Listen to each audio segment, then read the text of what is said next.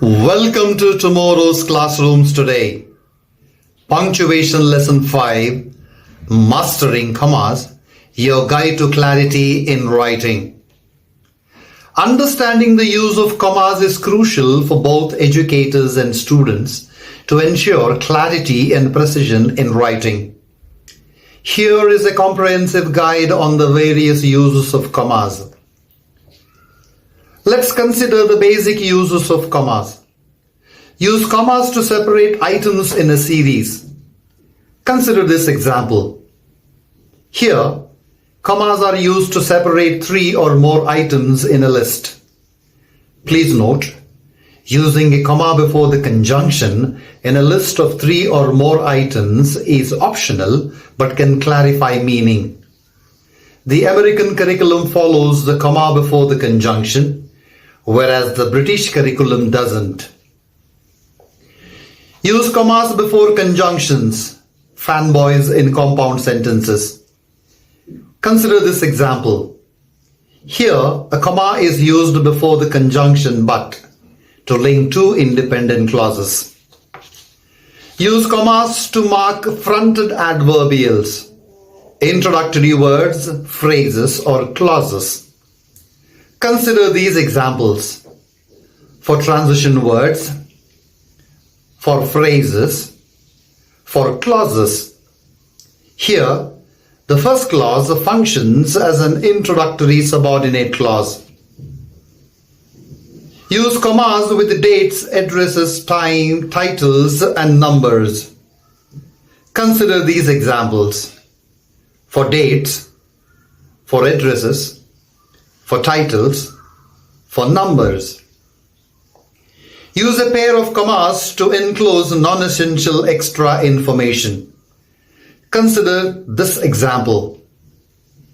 Please note, a pair of commas, brackets, and dashes can be used interchangeably to enclose non-essential extra information. Let's discuss the specific uses of commas. Use commas to set off names or titles when directly addressing someone. Consider these examples. Let's eat grandma with comma versus let's eat grandma without comma. In the first sentence, the speaker is addressing grandma and suggesting they eat together. In the second sentence, the speaker is suggesting they eat grandma, which is absurd. Please note, commas clarify meaning and prevent ambiguity. Use commas before question tags. Consider this example. Aren't you is the question tag and the comma goes before it.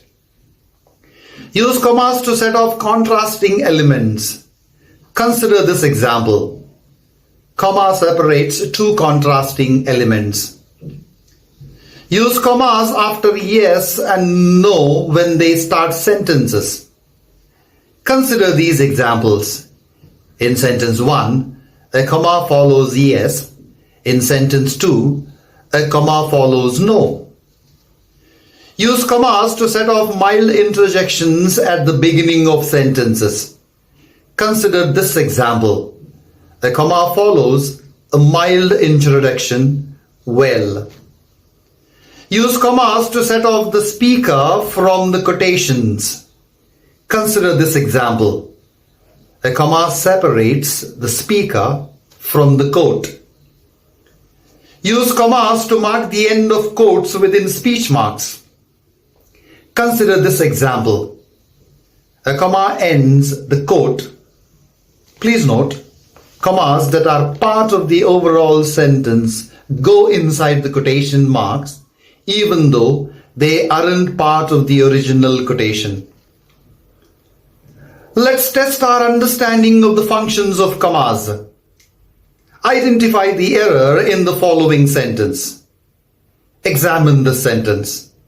Here, a comma is used to join two independent clauses, resulting in a comma splice. A comma splice occurs when a comma joins two independent clauses without a coordinating conjunction. We can fix this by either adding a conjunction, for example, and after the comma, or replacing the comma with a semicolon. Select an option to say why a comma is used in this sentence. Look at the sentence. Your answer options are, and the right answer is option 2, to separate items in a series. Select an option to say why a comma is used in this sentence. Look at the sentence. Your answer options are, and the right answer is option 1, to set off contrasting elements. Select an option to say why a comma is used in this sentence. Look at the sentence. Your answer options are, and the right answer is option 4, before conjunctions in compound sentences. How does using commas change the meaning of the words in sentence 2? Look at the sentences. In sentence 1, who lives in London is a defining clause indicating you have multiple aunts and the one in London is specified. In sentence 2, who lives in London is a non-defining clause implying you have only one aunt with additional information provided about her residence. What is the difference in meaning between these two sentences? Look at the sentences. Sentence 1 implies that Joe likes 3 separate things: teaching as an activity, students as people, and English as a subject. Sentence 2 implies that Joe likes teaching 2 things: students as people and English as a subject.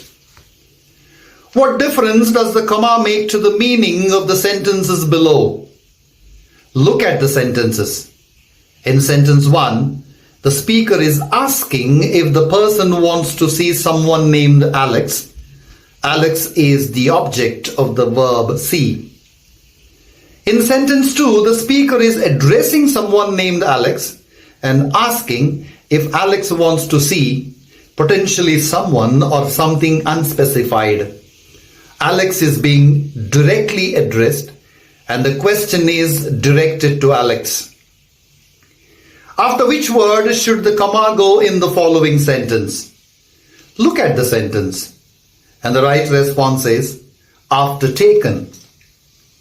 After which words should there be comma in the following sentence? Look at the sentence, and the right answer is after lesson, learn, and delete. Suggest 4 different ways to fix the comma splice in the following sentence. Consider the sentence. First, write independent clauses as 2 separate sentences. Second, link 2 independent clauses with a semicolon. Third, link 2 independent clauses with a comma and a coordinating conjunction. Fourth, link 2 clauses with a subordinating conjunction. Insert a pair of commas in the following sentence. Consider the sentence. Enclose the extra information in a pair of commas. Which one of the options is true of the following sentence? Consider the sentence. And the right response is option 3. Which one of the options is true of the following sentence? Consider the sentence. The right response is option 3. Hope this tutorial improves your writing clarity and coherence, making your communication more effective. Thanks for watching. Don't forget to subscribe, like, share, and comment. Let's master punctuation marks together.